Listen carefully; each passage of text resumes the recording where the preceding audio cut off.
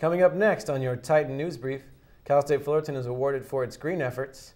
The school celebrates Latin History Month and a preview of this weekend's sports action. All that and more coming up now. Welcome to your Titan News Brief for Friday, October 26th, 2012. I'm Patrick Garrity. And I'm Alma Zazueta. The Eastside parking structure on campus won an award Tuesday for its sustainability efforts. The award was granted to the campus during this month's National Plug-in Day.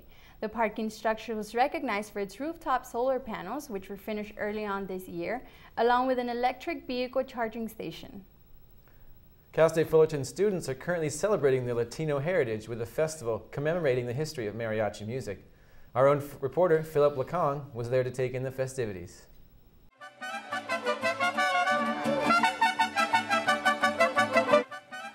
The Latino Heritage Festival, held on campus, brought Cal State Fullerton students a new world of culture.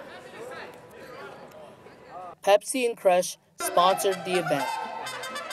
So the way the event works itself is we have a speaker giving or narrating the history of mariachi, and after he's finished speaking, the mariachi play an example of the kind of music he's speaking about.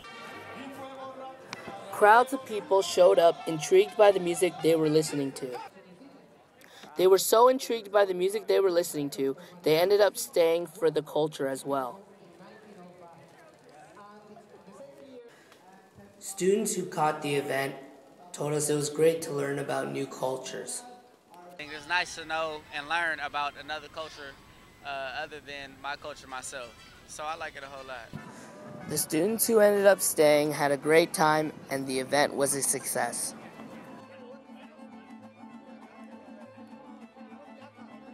Well, there you have it, Titans. October 15 marks the end of Latino Heritage Month, and the students of Cal State Fullerton were treated to the sights, the sounds, and history of mariachi music. For the Daily Titan, I'm Phillip Lecong. Thanks, Phillip. A middle school student was taken to a hospital after being hit by a car near Nicholas Junior High School Tuesday morning. The accident happened about 7:30 a.m. when a Toyota Corolla entered the crosswalk at Euclid Street and Hill Avenue. The boy suffered moderate injuries and was taken to St. Jude Medical Center, authorities said. The driver was questioned at the scene, but authorities declined to state if any criminal charges would be filed. Want to know what's in theaters this weekend? Well, we've got you covered in this week's edition of Movie Trailers. Welcome to another edition of Movie Trailers, where every week we bring you the latest flicks straight from Hollywood. Chasing Maverick stars Johnny Western, Gerard Butler, Elizabeth Shue, and Abigail Spencer. I pulled an 8-year-old Based on the kid out of inspirational surf. true story of surfing icon Jay Moriarty, the movie tells the story of a young man's quest to surf the world's most dangerous wave, known as the Mavericks, and the local legend who takes him under his wing. I mean, wouldn't you? What begins as a mentorship turns into a unique, lifelong bond as the two unlikely friends discover that there is nothing more powerful than pushing your limits and chasing a nearly impossible dream.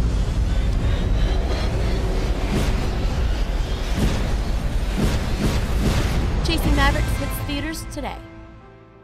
And that's it for your sneak peek of the week. I'm Annie Pham, and I'll be seeing you at the movies. Thanks, Annie. I can't wait to go see some of those. And speaking of going out, let's turn it over to Phillip Lecong, who's outside in the studio with a look at today's weather. As you can see, Alma and Pat, we got clear skies, sun's out.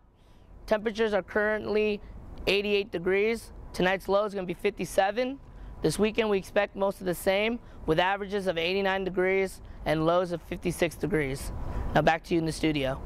It's finally pretty nice out there, huh? It does. I'm glad the rain's done with. Yeah, I know. Not too hot, not too cold. Definitely.